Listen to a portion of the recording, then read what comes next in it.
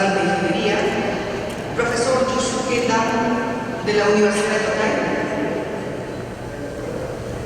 distinguidas autoridades nacionales y universitarias de Japón y Perú, señoras y señores, bienvenidos a la tercera reunión del Consorcio de Universidades Perú-Japón. Para dar inicio a esta ceremonia, vamos a invitar al profesor Yoshikawa de la Universidad de Tokai, quien hará el saludo a nombre de la delegación japonesa.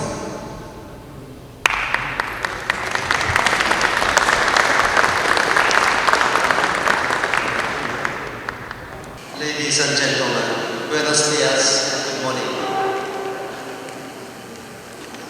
Representing the Japanese delegation and the liaison office in Japan for this third Peru-Japan University Presidents Conference, I would like to extend my warmest welcome to all the participants here this morning. First and foremost, I very much thank our partner Peruvian organizer and participants from numerous highly esteemed universities. In particular, I am very grateful to Executive Director Dr. Victor Uraga, representing Alianza Estratégica, and Ambassador Masahiro Fukukawa from the Embassy of Japan in Lima for their devotion to realizing this third conference.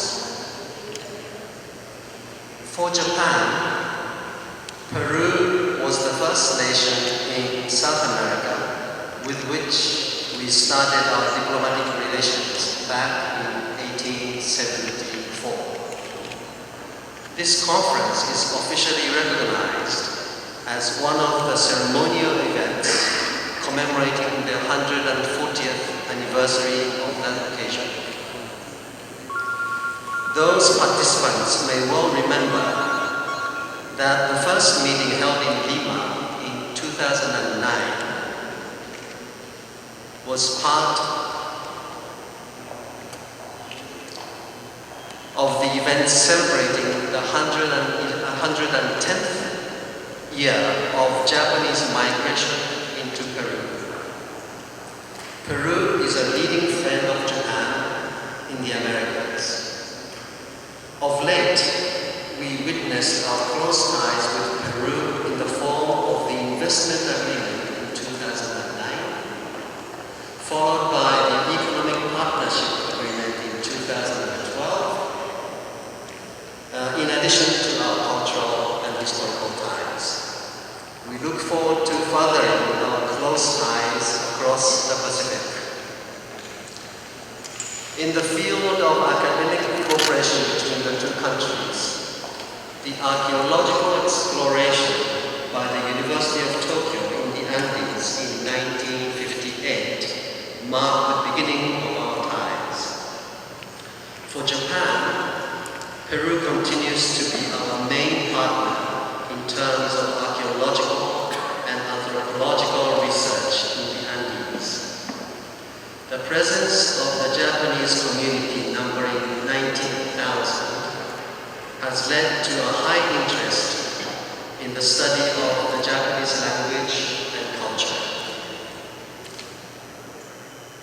Back in 2009, the Japanese Embassy in Lima organized a conference commemorating the 50th anniversary of the academic exchange between Japan and Peru. At the meeting, it was agreed among the participants that in addition to the established fields of humanities, history, and archaeology, the two nations should cooperate with each other in addressing the shared global challenges on either side of the Pacific. This culminated in the first President's Conference between the two nations, held in November of the same year, 2009. The first meeting in Lima titled Human Security and the Role of Universities in the Global Society, was joined by 21 universities and research institutes from Peru, Japan, Canada, and the United States. The presidents discussed the responsibilities as educational and research organizations for establishing human security in a globalizing society, with the Lima Declaration outlining the importance of a joint endeavor to challenge the numerous global issues and to establish human security. It pointed out that student exchange, technological transfer, food security, medical and public health, and disaster mitigation were imminent. The second meeting took place in Tokyo, inviting several presidents from Peru, including Dr. Urunaga and Dr. Maezono, to discuss the topic, creating a new wave of academic exchange between Japan and Peru. Session 1 discussed a new era for Japan and Peru and the roles of universities. Session 2 covered scientific and technological exchange, while session 3 talked about practical inter-university educational exchange. The Tokyo Declaration confirmed the importance of student and researcher exchange as crucial to our bilateral relationship. Today, 2 years since the second meeting, we have returned to Lima for this third meeting.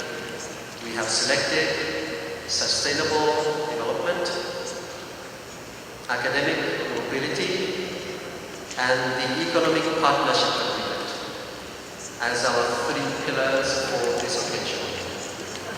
We look forward to a fruitful discussion from various perspectives to take place during the 2 days, not confined solely to challenges facing universities. We will be grateful, delighted if this joint venture leads to a stronger and more relevant bilateral relationship between Peru and Japan. Thank you.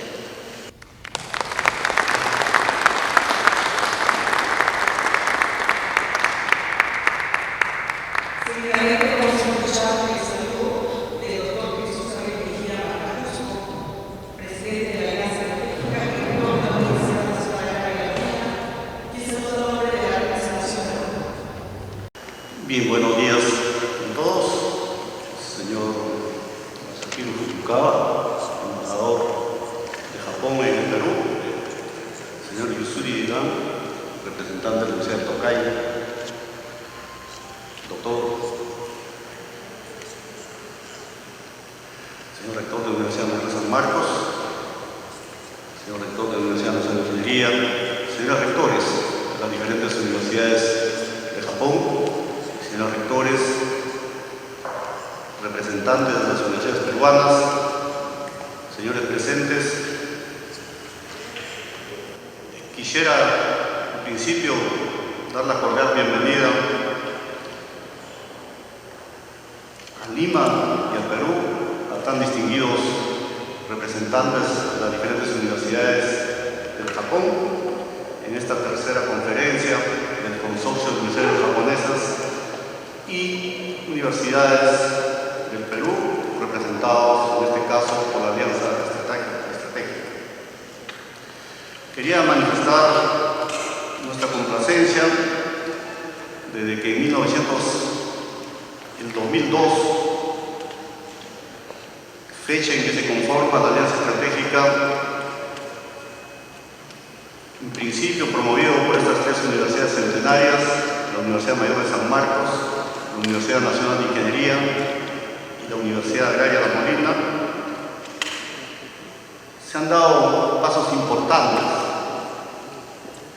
en compartir experiencias y hacer extensivo a muchas universidades del país en temas como movilidad de estudiantes, no solamente dentro del país, sino también fuera de ella. Intercambio académico entre estudiantes, intercambio de uso de infraestructura entre universidades, y uno de los logros importantes de la alianza estratégica fue precisamente haber evaluado y haber colocado en todo el espacio de educación superior europeo más de 1000 estudiantes a nivel de maestría y doctorado. Desde el 2009, la alianza ha visto conveniente ampliar este espectro de internacionalización de las universidades peruanas. En este caso, en la primera reunión de rectores de la Universidad de Japón y peruanas, desarrollada en el 2009, en este mismo lugar, en 2011, esta misma reunión, la segunda reunión, en Tokio, y hoy día nos encontramos en esta tercera conferencia, en esta histórica y decana de América, Universidad Mayor de San Marcos, de la cual sinceramente estamos muy agradecidos y reconocidos. Yo quería manifestar de que este programa de movilidad de estudiantes y docentes entre Japón y el Perú ha sido fortalecido por los tratados de libre comercio de ambos países y una serie de convenios internacionales a través del Ministerio de Relaciones Exteriores y a través también de las relaciones directas entre universidades. Yo quisiera manifestar nuestra complacencia del intercambio de un gran número de estudiantes de las diferentes universidades de Tokio, Universidad de Agricultura de Tokio, universidades, instituciones como la Universidad de Tokai y otros, tanto las universidades como la de ingeniería que vienen trabajando intensamente en temas de investigación, en prevención de desastres, de sismos y tsunamis, y temas de alta tecnología y telecomunicaciones digitales. Consideramos de suma importancia esta tercera reunión porque aquí vamos a tratar algunos temas de actualidad en relación al quehacer universitario y también vamos a seguramente firmar algunos acuerdos concretos para lo cual los señores rectores presentes, directamente los señores rectores de las universidades de Japón, puedan también intercambiar ideas, opiniones, firmar algunos acuerdos de la cual podríamos sentirnos satisfechos del éxito de esta reunión. Reiterando nuestro profundo agradecimiento por su presencia a los señores rectores, nuestro agradecimiento a la Embajada de Japón por habernos apoyado en esta organización y reconociendo la labor que viene desarrollando la Alianza Estratégica y las demás universidades que forman parte de esta alianza, damos nuevamente nuestro cordial saludo de bienvenida a toda esta delegación y esperamos que su permanencia en la ciudad de Lima sea del agrado de todos ustedes y que disfruten sinceramente de la gastronomía peruana. Muchas gracias.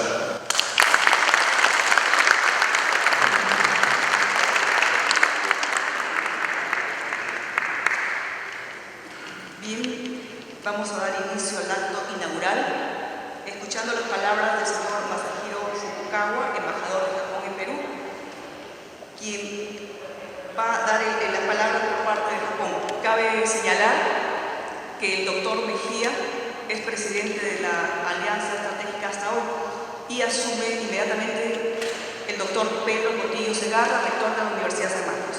Un aplauso, por favor, lo despedimos del doctor Mejía y damos la bienvenida al doctor Pedro Cotillo Segarra. distinguished guests, ladies and gentlemen. First of all, I would like to extend my heartfelt congratulations on the opening of the third meeting of the Consortium of Universities, Peru, Japan, as well as to express my profound respect to the organizers, Alianza Estratégica and Tokai University. The idea of the meeting of rectors of Japan and Peru was conceived at the reception of the 50th anniversary of academic exchange between two countries, organized by our embassy in 2009, in which participants discussed the necessity of academic cooperation in a wide variety of areas. It bore fruit in November of the same year, as the first meeting of rectors was held in Lima. In 2011, the second meeting took place in Tokyo, in which I also participated. In the long relationship of amity between Japan and Peru, exchanges between universities and students are of great importance, which should be promoted further in the years to come. It is expected that today's meeting makes a precious contribution to this subject. I am very pleased that this important meeting is held this year when Japan and Peru commemorate the 140th anniversary of the establishment of diplomatic relations. I strongly hope that the meeting will be a good opportunity for the further development of our academic exchange. It is requested by the Peruvian government to give Peruvian students more opportunities to study in Japan, to encourage the development of human resources, especially in the field of science and technology in Peru. The Japanese government has been making efforts to increase the opportunities for Peruvian students to study in Japan in the framework of government scholarship. In fact, the number of Japanese scholarship students in Peru has increased in these 3 years. We will continue our efforts to promote the cooperation between the two countries in academic areas. Before finishing my speech, let me express my sincere wish that fruitful discussions will be held in the meeting, and that the result will contribute to further enhancement of friendship and cooperation between Japan and Peru. Thank you very much. Muchas gracias.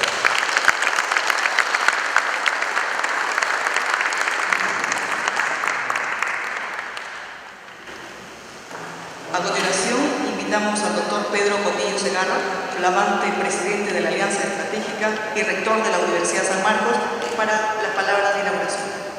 Distinguida concurrencia, tengan todos ustedes muy buenos días.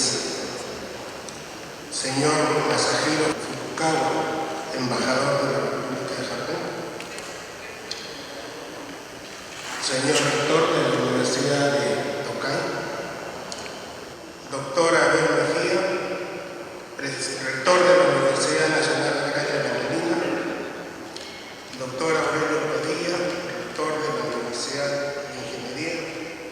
Señores rectores de las universidades peruanas que nos acompañan, señores rectores de las universidades japonesas, miembros del cuerpo diplomático, señoras, señores, señoritas. Para nosotros es grato participar en este tercer encuentro entre la Academia Japonesa con la Academia Peruana. Tuvimos la oportunidad de estar en la segunda reunión, la que se realizó en Tokio hace exactamente 2 años. Y ahí vimos lo que significaba este trato directo que podemos tener los académicos.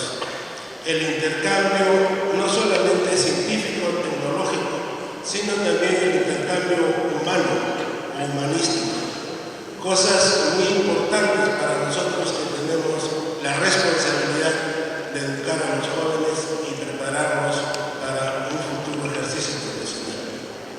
Por eso el día de hoy, como anfitriones, la decana de América se siente complacida de tenerlos a ustedes y a todos ustedes, porque esa es parte de la misión que siempre ha desarrollado San Marcos: educar a los jóvenes, formar a los mejores profesionales, y creemos que ahora, con los tratados de libre comercio, las relaciones entre Japón y Perú van a mejorar sustancialmente.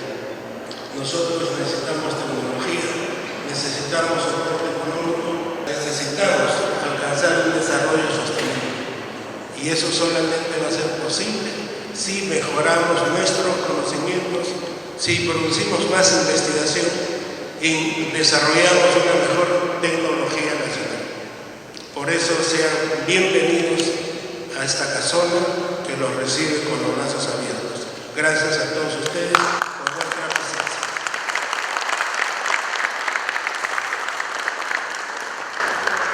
Y declaramos inaugurado este tercer encuentro entre las universidades japonesas y peruanas.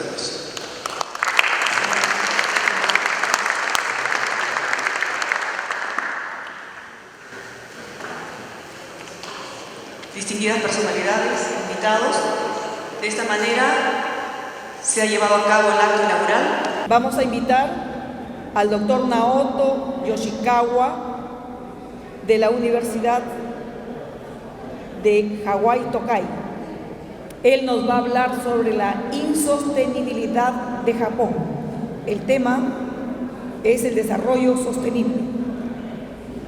Lo recibimos con un fuerte aplauso, por favor.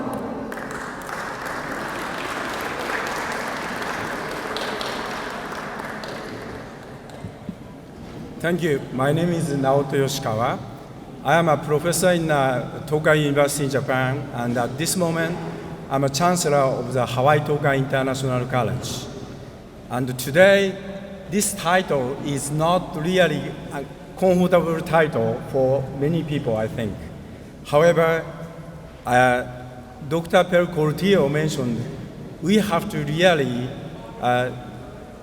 leave a sustainable society to the next generations. And I was working United Nations Development Program and Food and Agriculture Organization of the United Nations about 10 years. And as a practitioner, I also concerned sustainable development. And also after that, academic, I was also researching and teaching food security for developing countries. So sustainable development is my subject, and I studied also this and analyzed the Japanese society, what is going on. And even as I mentioned, the title is uncomfortable. However, this is our responsibility to living a comfortable society for the next generation. That's the reason I try to challenging ourselves and using this title. Can you move next page? Yes. Sustainable development and the definition here to ensure that it meets the needs of the present without compromising the ability of the future generation to meet their own needs. This is a 1987 Brundtland report. It is a famous, actually, definition of the sustainable development. And regarding this sustainable development, many people concerning about first a key component of the environmental sustainability. And environmental sustainability meaning is preservation of the nature, and without compromising, we try to living for next generations. And also, at the same time, economic sustainability is a main component of this sustainable development, which is maintenance of the economic growth and result benefit increase in growth and standard of living, quality of the improvement. Economic growth is very important part, but that benefit have to go back to the people. So standard of living have to be improved. And many people only think about, if you say sustainable development, this environmental component and also economic component.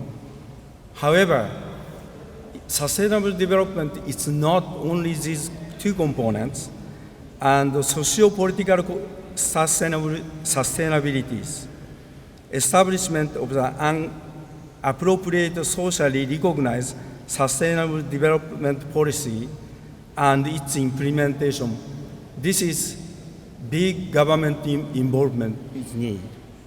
And also, nowadays, we cannot see, just I wrote cultural sustainability, and however, at this moment, cultural sustainability, culture has a lot of different meaning, so I just passed cultural sustainability. I will discuss about these three components: environmental sustainability and economic sustainability and socio-political sustainability of Japan. Okay, examining sustainability of Japan at present. Environmental sustainability, unfortunately, we overfish and also overharvest forests.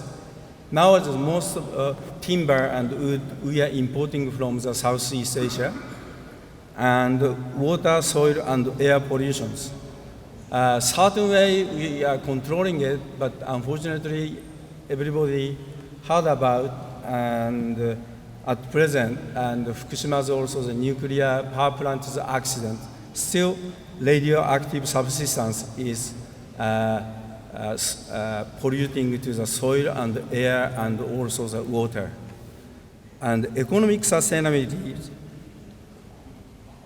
present government changing to the monetary policies, so a kind of getting better, you feel it, but still Japanese economy is stagnating. And also, income disparity between the rich and poor is a kind of getting bigger and wider. So it is also the economic sustainability is not we are at this moment sustained. And socio-political sustainabilities. And this is, we have also government, we cannot see long-term development plan, and especially, as mentioned, monetary policy is not getting clear. However, the fiscal policy, how to spend the money, how to invest the money for the young generations, it is not really clear at this moment. This was a Japanese cabinet, and Japanese, unfortunately, also the policy, it's still supply side is, majority is big companies, they are listening to government, influencing government policies. And this is Fukushima's actually the nuclear power plant's meltdown, and what happened at this moment as it is. And also, Japan has also the other biggest problem for the sustainability is aging generations. I will explain the aging generation also affect for the economic sustainabilities. I try to analyze what's going on was direct cause of the unsustainability of Japan, and especially, start from the environmental sustainabilities. In order to control the environment, it is costing a lot. And for example, even the clearing the affected soil by radioactive materials, it costs a lot, and everybody concerning about if you spend so much money, what will happen in Japanese economies. And so this is a kind of difficult too if we don't have appropriate economic growth. And also, lack of investment, environmentally friendly technology by the government and also large corporations. And the meaning is, like Japan also is a very environmentally friendly green car, that's what we do. However, in generally, so compared to the many European countries and also even the America, they spend much more money investing for the sake of the next generation's technology development. Some of the companies, they will do, however, still it's not enough for the, I think, the controlling Japanese environment sustainability. And the next one is economic sustainability. Economic sustainability is priority on economic stimulation is a first priority. So try to making a rich and try to making a more income. However, at the same time, if you're talking about sustainable development, maybe spending the money for the also the investing to, as I mentioned, like a technology, environmentally friendly technology, or such kind of things we have to think about. And only if you're talking about priorities, economic stimulations, and maybe economically will maybe growth. However, it's not necessary we can create a sustainable society. And other thing is a blind faith in the trickle-down theories.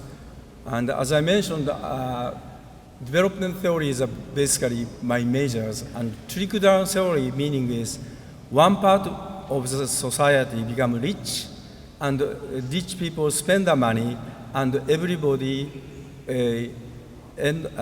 will actually benefit from the concentrate rich people. One side become rich and concentrate, spread out all of the money going around the societies. Everybody will benefit. And this one was already 1960s theories, and many countries tried, and unfortunately it didn't happen. And if you're looking at the good example is United States of America, and they are concentrating to these trickle-down theories, especially try to make one part is very rich and everybody spread the money. But at this moment, disparity between the rich and the poor in the United States is very big, and poor people, in order to supporting, and it is a very difficult situation. Even everybody heard about Obamacare, and many people without insurance, even that they cannot go to the medical treatment. And it is a very difficult, and trickle-down theory, it does not work, unfortunately. But still, also the Japanese policies and helping to the large companies and start from large companies, and money spread out, and everybody will get the benefit. But I dearly believe that it's not working well. And the socio-political sustainabilities, unfortunately, Japanese also the citizens getting actually not interested in the political matters. That's also not good. As a democratic societies, and many people's actually opinion involved in participate in the actually government decisions, and also participate in the operating countries. We have to involve them, but many people also are actually getting a kind of disappointed because Japan keep changing to the government and policies and didn't work well, and it is a kind of a difficult situation. And also the lack of the transparency of the government policies. And because of the relating to the first ones, and government policy is not really clear. As I mentioned to fiscal policies, how to spend the money. Government mentioning to spending the money, including consumer tax, and that income to spend for the welfares. But how to spend the welfares, it is very ambiguous. It is not clear. So government have to show to much more transparency how and how to spend the money and what results we are expecting to. And the other one is unreliable environmental data issued by government. And as I mentioned, to Fukushima nuclear power plant disasters, and individually or many environmental institutions or even the many universities collecting the data, it's a very different from the government's announced informations.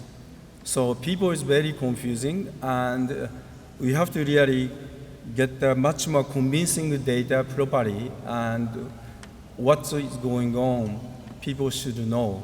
Otherwise, I think we cannot really create a sustainable society again. This is talking about fundamental cause of the unsustainability of Japan. Just before I mentioned the direct cause.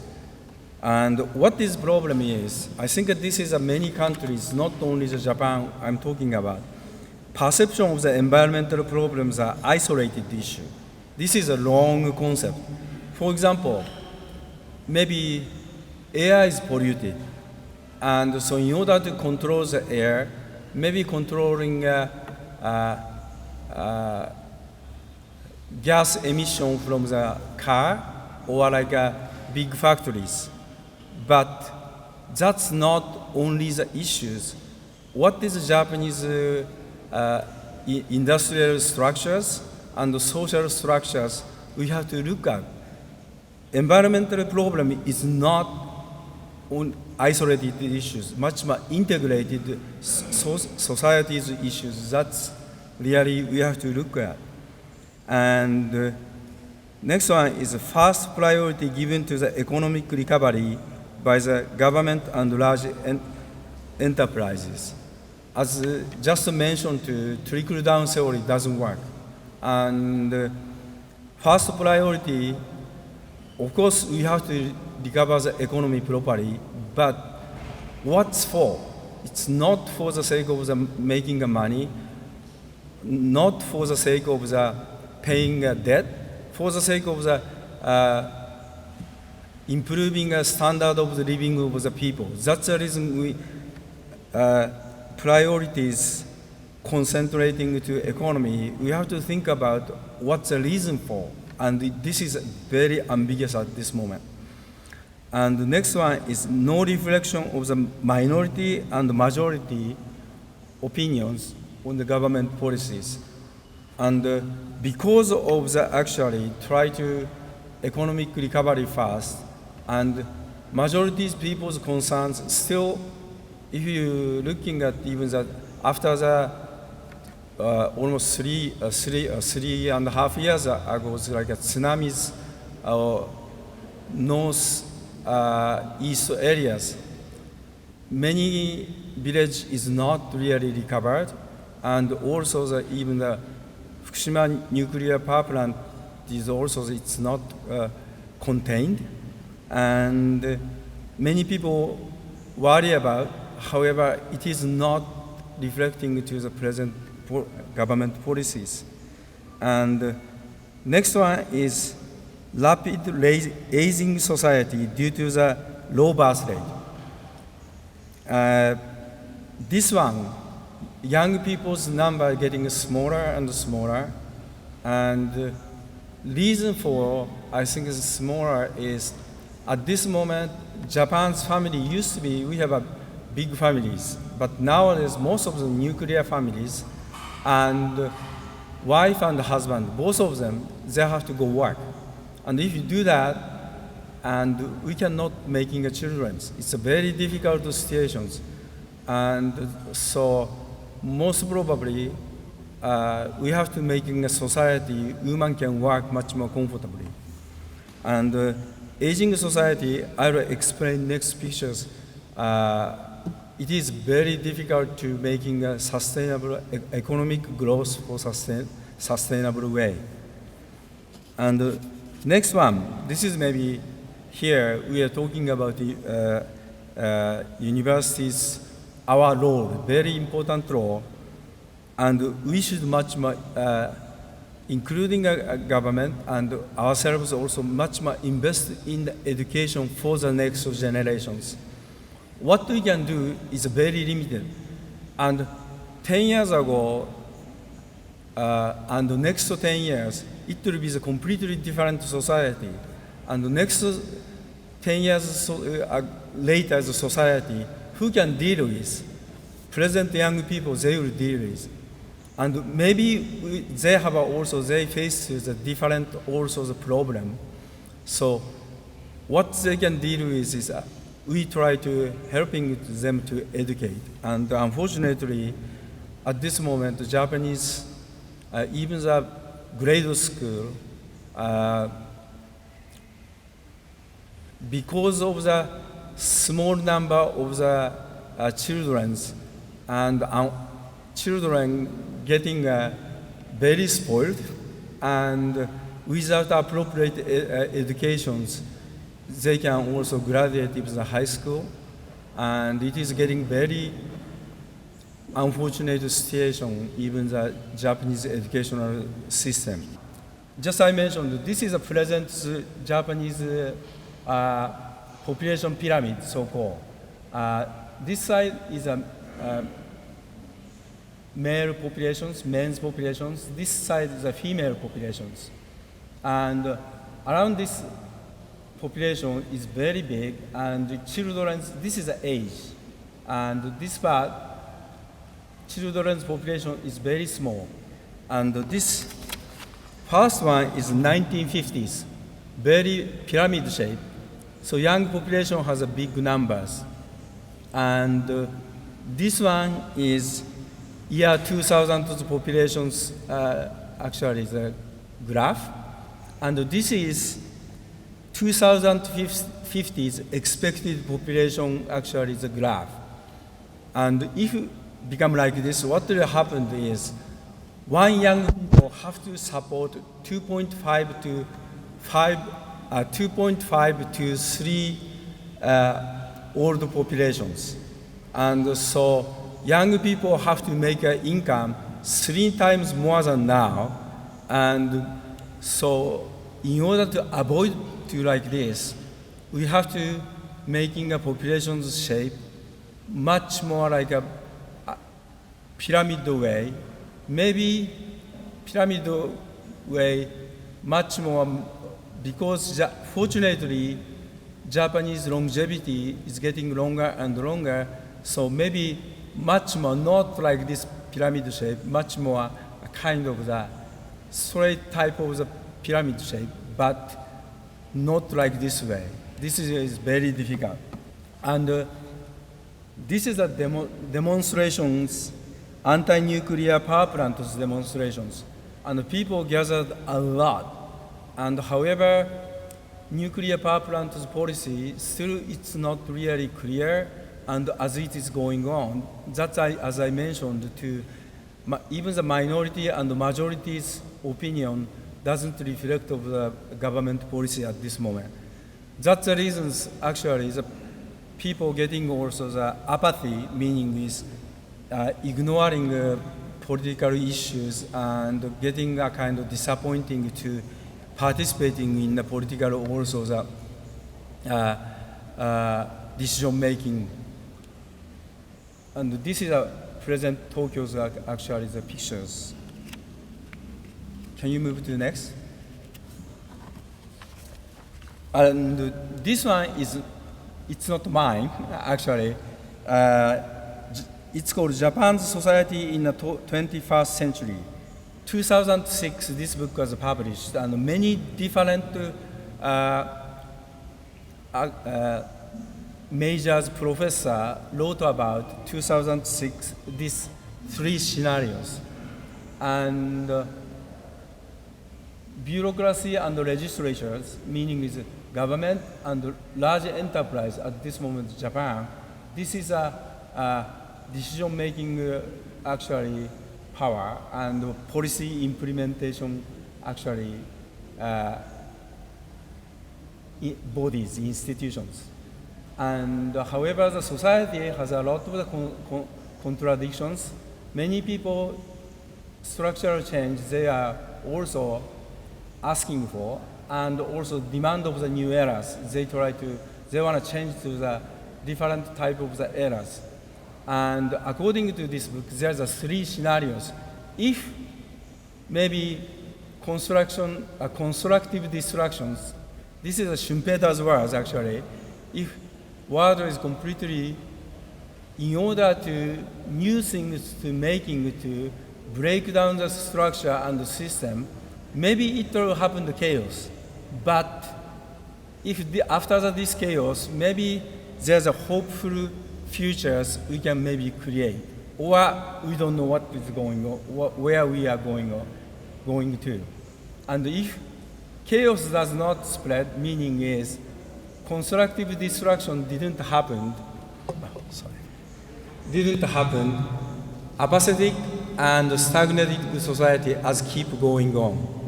And unfortunately, at this moment, I really believe very close to this one. And the third one is much worse conditions. If nothing happens, enemy is meaning is completely chaos, lack of ethics, lack of the values of the society, possibly we can make it. And I hope it will not happen like this. I would like to explain, and we have still I really believe the hope we can change it. We have to recognize, as I mentioned, to environmental issue as an integrated component of the society as a whole. So it's not environmental issue itself. We have to think about what is the cause, why we cannot change, and what is the society's responsibility. And the second one is establish the transparent long-term social development policies. This is very important for the people involved in the government implementation of the policies. And if it's not clear, people will be apathy, ignorance. And so we need this clear establishment, transparent long-term social development policies. And the next one is investing in all aspects of the education, research, and development. And this is not just spend the money, targeting to, in order to making a sustainable development societies, we have to really invest to the educations and the research and the development. And this development meaning is, and next one is mentioning about, we have to also think about improving the standard of living of people. That's meaning of the development. And we have to really invest for it. And as mentioned to our generations, we have a limit. And in order to also hand down to the unfortunately, our problem, and also the next generation have to tackle it, but at least we can do as also the responsibility of the university here to educate next generation to they can deal with the futures which unknown problem for us.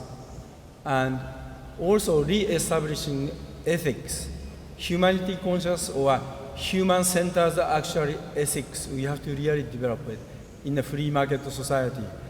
I can discuss about this one maybe about 2 or 3 hours. Many people misunderstand even the Adam Smith's invisible hand. That was actually, and Adam Smith is mentioning about self-interest control supply and demand. But he was also talking about ethical society, supply and demand will work, invisible hand. And the self-interest also meaning is you think about other people. That's also the self-interest. But at this moment, self-interest interpreted as your own self-benefit. And it is not talking about free market society. Capitalism society is actually basic society. And this one we have to re-establish, or we have to educate properly. I think that we have to understand free market economy, free market society, capitalism, whatever called capitalism societies, basic is not basic society, it's not self-benefit competitive societies. It is an ethical society we need. Next one is creating a worker society for the humans. Still in Japan, even if bears a child, babies, it is very difficult situation to keep working, and many kindergarten and nursery school, even high level human nursery pick them up, and maybe 3 times they are late. Unfortunately, many of those institutions do not accept their children, and we really have to make a society much more worker society for humans. Otherwise, our population will not increase. This is my solution to the unsustainability of Japan's societies. Next please.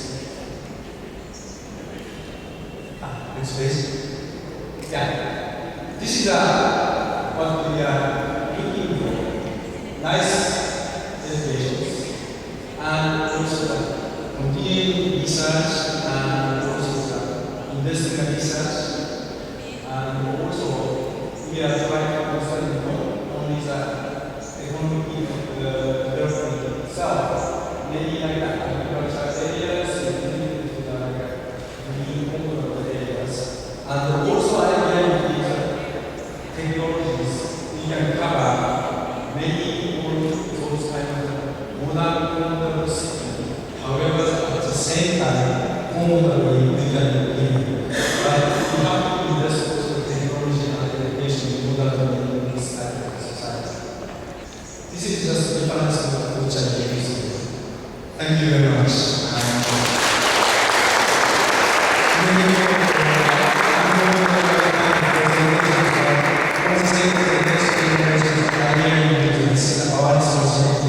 Look at the present society in fact very clearly, and also our responsibility to handle as much as possible the sustainable society to the next generation. Thank you.